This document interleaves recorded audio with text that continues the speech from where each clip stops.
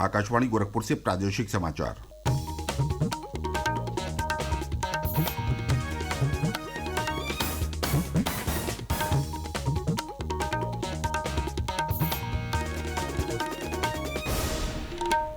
नमस्कार। समाचार बुलेटिन के साथ मैं प्रमोद कुमार सिंह।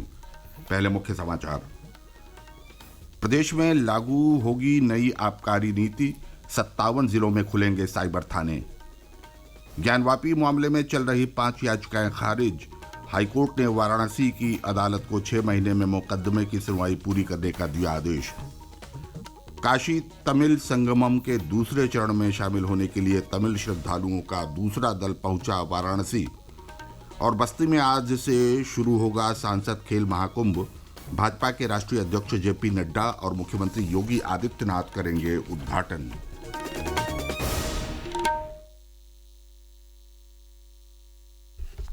अब समाचार विस्तार से। मुख्यमंत्री योगी आदित्यनाथ की अध्यक्षता में कल हुई मंत्रिपरिषद की बैठक में कई अहम प्रस्तावों को मंजूरी मिली है। बैठक के बाद वित्त एवं संसदीय कार्य मंत्री सुरेश खन्ना ने बताया कि कैबिनेट के समक्ष 20 प्रस्ताव आए थे। उनमें से आबकारी, नगर विकास समेत अन्य विभागों के 19 प्रस्ताव पारित हुए हैं।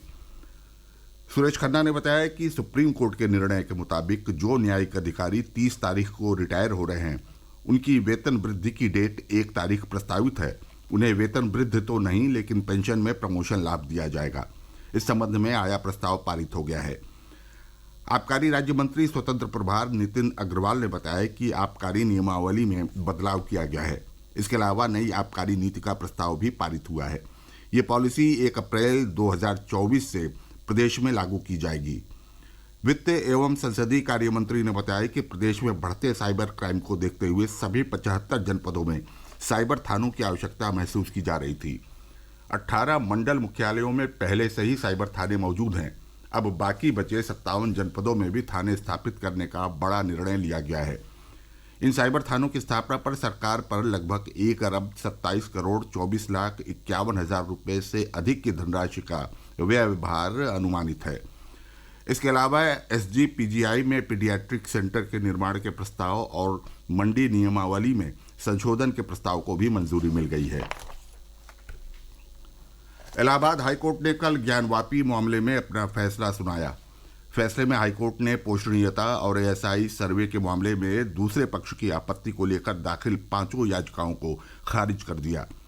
हाईकोर्ट ने सिविल वाद को पोषणीय माना और कहा, प्लेसेस ऑफ वर्शिप एक्ट 1991 से सिविल वाद बाधित नहीं है। इस वजह से ट्रायल कोर्ट में इसकी सुनवाई की जा सकती है। ये फैसला न्यायमूर्ति रोहित रंजन अग्रवाल की सिंगल बेंच ने सुनाया। फैसले के बाद ज्ञानवापी विवाद को लेकर वाराणसी की जिला अदालत में 1991 में दाखिल अर्जियों पर सुनवाई का रास्ता साफ हो गया है। फैसले में 1991 के मुकदमे के ट्रायल को भी मंजूरी दे दी गई है। साथ ही हाईकोर्ट ने वाराणसी की अदालत को 6 महीने में मुकदमे की सुनवाई पूरी करने का आदेश दिया है। कोर्ट ने अपने फैसले में एएसआई सर्वेक्षण के मामले में दूसरे पक्ष की याचिका को खारिज करते हुए एएसआई को साइंटिफिक सर्वे रिपोर्ट अदालत में पेश करने का निर्देश दिया। साथ ही कहा कि जरूरी होने पर सर्वे जारी रखा जाए और इस संबंध में अधीनस्थ अदालत आदेश जारी करे। इस मामले में सुनवाई पूरी होने के बाद हाईकोर्ट ने 8 दिसंबर को अपना फैसला चौथी बार सुरक्षित कर लिया था। इनमें 3 याचिकाएं 1991 में वाराणसी की अदालत में दाखिल किए गए केस की पोषणीयता से जुड़ी हुई थी, जबकि बाकी 2 अर्जियां एएसआई के सर्वेक्षण आदेश के खिलाफ दाखिल की गई थी।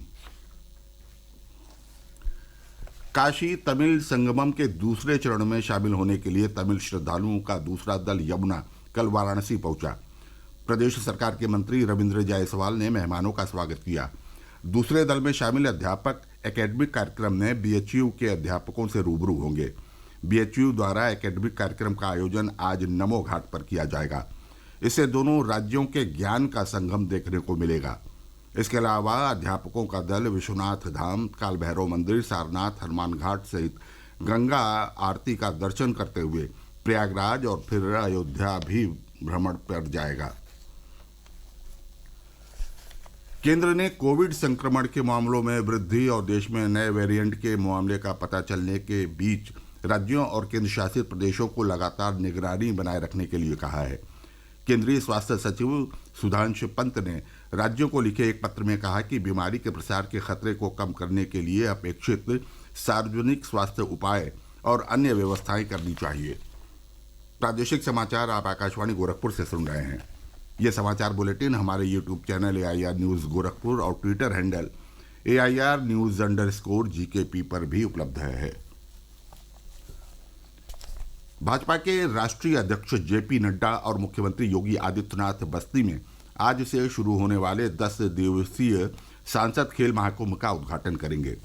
अमर शहीद सत्यवान सिंह स्टेडियम में आयोजित होने वाले इस कार्यक्रम की तैयारियां पूरी कर ली गई हैं। कल पत्रकारों से बातचीत में कार्यक्रम के आयोजक सांसद हरीश द्विवेदी ने बताया कि सांसद खेल महाकुंभ में विभिन्न प्रकार के खेल, चित्रकला और निबंध प्रतियोगिता आयोजित की जा रही है। इसमें जिले के 4 लाख अभ्यर्थी भाग ले रहे हैं। ब्लॉक स्तर पर प्रतियोगिता संपन्न होने के बाद जिले स्तर के लिए 7,000 प्रतिभागियों को चयनित किया गया है। ये प्रतिभागी आज से शुरू होकर 29 दिसंबर तक चलने वाले खेल महाकुंभ में अपनी प्रतिभा का प्रदर्शन करेंगे। प्रधानमंत्री नरेंद्र मोदी ने लोगों से आकाशवाणी पर मन की बात कार्यक्रम के लिए अपने विचार और सुझाव आमंत्रित किए हैं। मन की बात कार्यक्रम की 108वीं कड़ी 31 दिसंबर को प्रसारित होगी। प्रधानमंत्री ने सोशल मीडिया पोस्ट में कहा है कि इस बार हम जिन विषयों पर चर्चा करेंगे उनमें फिट इंडिया भी शामिल है, जो युवाओं की सर्वाधिक पसंद है। आम जनता के चुनिंदा विचारों को जनता के साथ साझा भी किया जाएगा। लोग अपनी फिटनेस, दिनचर्या और पोषण संबंधी नवाचारों को भी साझा कर सकते हैं। नमो ऐप पर स्वस्थ में स्वस्थ भारत के तहत अपने अनुभव साझा किए जा सकते हैं। आम जनता MyGov ओपन फोरम में अपने विचार साझा कर सकती है। वो टोल फ्री नंबर 1800-117-800 भी डायल कर अपना संदेश हिंदी या अंग्रेजी में रिकॉर्ड कर सकते हैं। फोन लाइनें 29 दिसंबर तक खुली रहेंगी। लोग सीधे प्रधानमंत्री को अपना सुझाव देने के लिए 1922 पर मिस्ड कॉल भी दे सकते हैं और SMS पर प्राप्त लिंक पर अपने सुझाव दे सकते हैं। वाराणसी में लहरतारा वार्ड के प्राथमिक विद्यालय परिसर में कल आयोजित हुए विकसित भारत संकल्प यात्रा में प्रदेश के स्टाम्प एवं न्यायालय पंजीयन शुल्क राज्य मंत्री रविंद्र जायसवाल ने सरकार की विभिन्न योजनाओं के लाभार्थियों को प्रमाण पत्र वितरित किए। इस अवसर पर उन्होंने कहा कि सरकारी योजनाओं से लाभान्वित होने से वंचित रह गए लोगों तक इसका लाभ पहुंचाने के उद्देश्य से विकसित भारत संकल्प यात्रा कार्यक्रम चलाया जा रहा है। उन्होंने बताया कि कार्यक्रम के तहत मोदी गारंटी वैन भी चलाई जा रही है, जो योजनाओं से वंचित रह गए लोगों के आवेदन पत्र भरवाकर उन्हें भी लाभान्वित करने का कार्य कर रही है। उधर विकसित भारत संकल्प यात्रा कल हापुड़ जनपद के बदलोनी, दादरी सहित कई गांवों में भी पहुंची। यात्राओं के दौरान लोगों को जन कल्याणकारी योजनाओं से अवगत कराया गया। साथ ही सरकार की विभिन्न योजनाओं से वंचित रह गए पात्रों को मौके पर ही लाभ प्रदान कर प्रमाण पत्र वितरित किए गए। इस मौके पर ग्रामीणों ने वर्ष 2047 तक भारत को विकसित राष्ट्र बनाने का संकल्प भी लिया। उन्नाव में विकसित भारत संकल्प यात्रा के जरिए 10 विकासखंडों की 20 ग्राम पंचायतों को आच्छादित किया गया। कौशाम्बी जिले में कल विकसित भारत संकल्प यात्रा ग्राम पंचायत मोहम्मदपुरवारी, पंडीरी, नरना उर्फ आलमचंद्र, अकबराबाद, हकीमपुर, धावड़ा, बिदनपुर, ककोड़ा, चक सैयद अलीपुर, नसीरपुर, कटैया और मझियारी पहुंची। आयोजित कार्यक्रम में विभिन्न योजनाओं के लाभार्थियों ने मेरी कहानी मेरी जुबानी के तहत अपने अनुभव साझा किए। और अंत में बुलेटिन का मुख्य समाचार एक बार फिर। प्रदेश में लागू होगी नई आबकारी नीति, 57 जिलों में खुलेंगे साइबर थाने। ज्ञानवापी मामले में चल रही 5 याचिकाएं खारिज। हाईकोर्ट ने वाराणसी की अदालत को 6 महीने में मुकदमे की सुनवाई पूरी करने का दिया आदेश।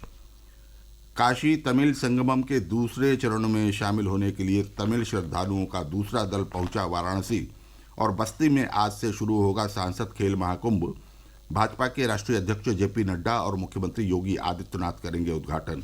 इसके साथ ही ये समाचार बुलेटिन समाप्त हुआ। नमस्कार।